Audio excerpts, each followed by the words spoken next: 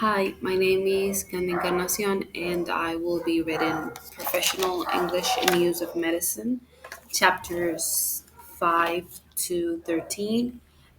In this video, I am going to read in first chapters 5 to 8.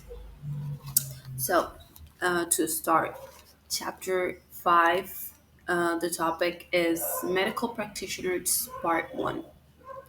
A. Practitioners. In Britain, doctors, also known as medical practitioners, must be qualified, which means to have a university degree in medicine. They must also be registered, included in the General Medical Council's list, or register in order to practice. A doctor who treats patients, as opposed to one who only does research, is called a clinician. A doctor who provides primary care for patients is known as a general practitioner or GP, or also a family doctor. GPs usually work in a group practice. Larger group practices work in a building called a health center. Note: in British English, the verb is spelled practice with an S, and the noun is spelled practice with a C. Specialties. Specialist doctors, for example pediatricians, generally work in hospitals. However, those who work outside the NHS provide private healthcare may have consulting rooms outside a hospital. For example, in the famous Harley Street in London. The two main branches of medicine are surgery and internal medicine, and the doctors who practice these branches are called surgeons and physicians, respectively. In Britain, male surgeons are addressed as Mr. and females as Miss. So Dr. Smith is a physician and Mrs. Smith is a surgeon. A cardiologist specializes in diseases of the heart and circulation or cardiology. A geriatrician specializes in diseases of elderly patients or geriatrics. An anesthetist is a specialist in anesthetics. Note: names of specialties usually end in ology, names of specialists usually end in ologist. If the name of a specialty ends in X, the name of the specialist ends in ischen. There are some exceptions, for example, anesthetics and anesthetists. C. Choosing specialty. Jill Matthews has just graduated from medical school and is talking about her future. She says, I haven't decided what to specialize in yet. I need more experience before I decide, but I'm quite attracted to the idea of pediatrics because I like working with children. I'd certainly prefer to work with children than, say, elderly patients, so I don't fancy geriatrics. I was never very interested in detailed anatomy, so the surgical specialties like neurosurgery don't really appeal. You have to be good with your hands, which I don't think is a problem for me. I've assisted at operations several times, and I've even done some minor ops by myself. But surgeons have to be able to do the same thing again and again without getting bored, like tying off cut arteries and so on. I don't think that will be a problem for me, but they need to make decisions fast, and I'm not too good at that. I like to have time to think, which means surgery is probably not for me. Note: the collocation good with is followed by a noun, he's good with children. The collocation good at is followed by the ing form or the gerund of a verb, or by a noun. For example, she's good at explaining procedures. She's good at explanations.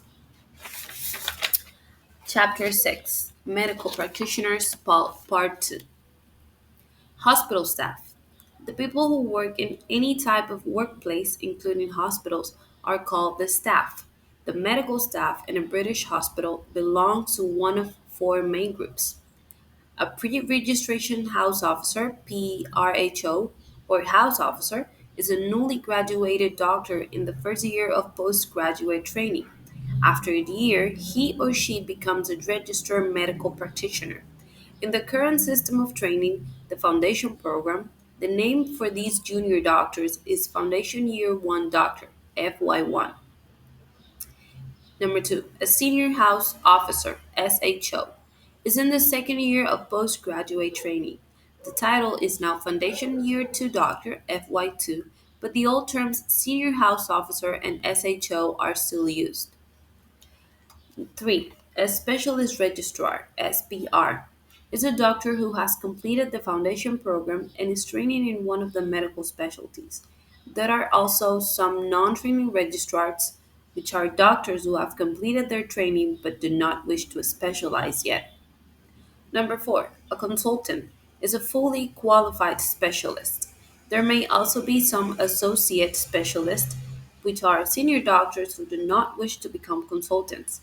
In addition, there is at least one medical or clinical director who is responsible for all of the medical staff.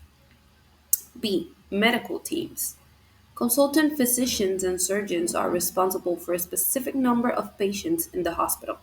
Each consultant has a team of junior doctors to help care for those patients. In many hospitals, there are multidisciplinary teams which consist not only of doctors but also of physiotherapists and other allied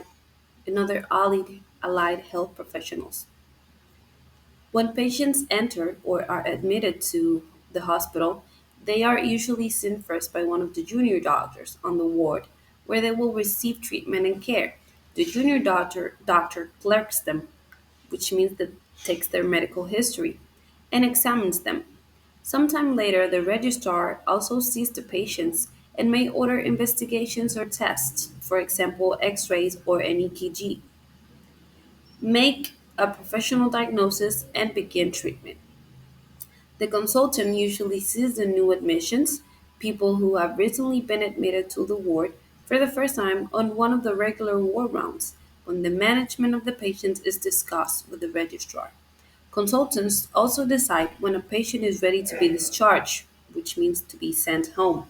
On the ward round, the consultant is accompanied by the team and a nurse, and they visit all the patients in the consultant's care. C. Shifts. Junior doctors now normally work in shifts, which means they normally work for 8 hours every day, for example, 7 a.m. to 3 p.m., and are then free until 7 a.m. the next day.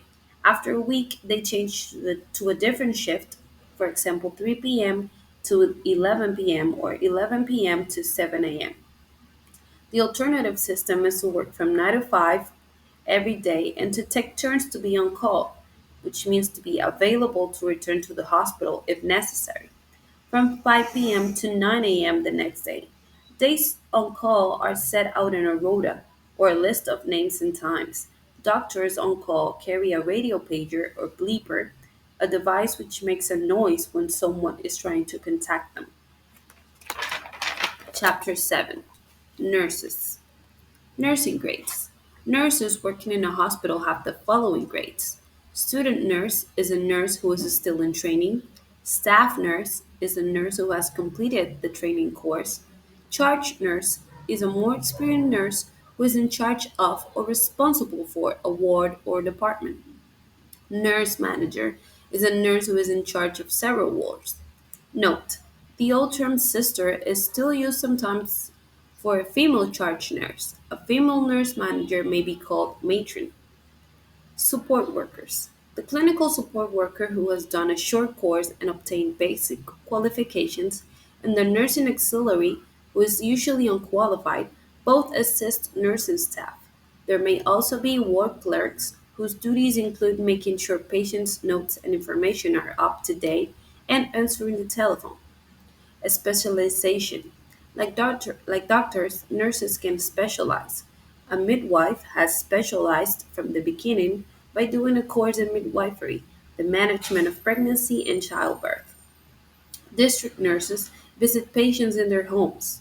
Health visitors also work in the community giving advice on the promotion of health and the prevention of illness. The nurse's role. The nurse's role has changed considerably in recent years. In addition to general patient care, checking temperatures, pulse rates, and blood pressures, changing dressings, giving injections, and removing sutures. Nurses now do some of the things previously reserved for doctors, such as prescribing drugs and ordering laboratory tests. More responsibility for nurses is planned, as the following article demonstrates. The article says nurses carry out surgery in effort to cut patient waiting lists. Nurses in Scotland trained to perform minor surgery have entered the operating theatre for the first time in an effort to cut patient waiting times. Five nurses who have passed a new course at Glasgow Caledonian University are now qualified to carry out such procedures as the removal of small lesions, benign moles, and cysts. The verbs perform and carry out are used with all types of procedures. They're often used in the passive form. For example, we have perform and carry out an examination, an operation, a procedure, an experiment, a test, or a biopsy. For example, the procedure was performed or carried out by a nurse. Chapter 8, Allied Health Professionals. Community health. The health of the community depends on a large number of people other than medical practitioners and nurses. These can be grouped under the heading of allied health professionals. They include the following: physiotherapists, physios, help people to move by getting them to do exercises or by treating their body with heat or massage. Massages are treatments by manipulating muscles and joints with the hands. Occupational therapists, OTs, help people with a disability to perform tasks at home and at work. A disability is a physical or mental condition that makes it difficult to live normally, for example, blindness or deafness. Social workers help people to solve their social problems, for example, poor housing or unemployment, or family problems. Chiropodists, chiropodists, also known as podiatrists, treat conditions affecting the feet.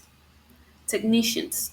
There are numerous technicians, people who work with scientific equipment, such as radiographers, who are known as x ray technicians. Ambulance technicians work in the emergency medicine service. An ambulance technician with more advanced qualification is called a paramedic.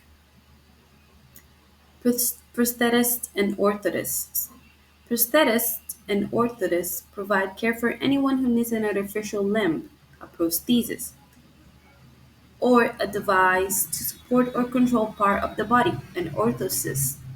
They also advise on rehabilitation, helping patients return to normal life and work after treatment. Prosthetists provide artificial replacements for patients who have had an amputation or were born without a limb. Orthotists provide a range of splints and other devices to aid movement, correct deformity from an abnormal development of part of the body, for example, clubfoot, and relieve pain. Opticians. Opticians test eyesight and prescribe glasses, also known as spectacles, and contact lenses when necessary. The examination includes measuring intraocular pressure, the pressure of fluid inside the eye, and examining the retina. If the optician suspects an eye disease, such as glaucoma, they refer the patient to their GP for treatment. The GP may then refer the patient to an ophthalmologist, a doctor who specializes in diseases of the eye.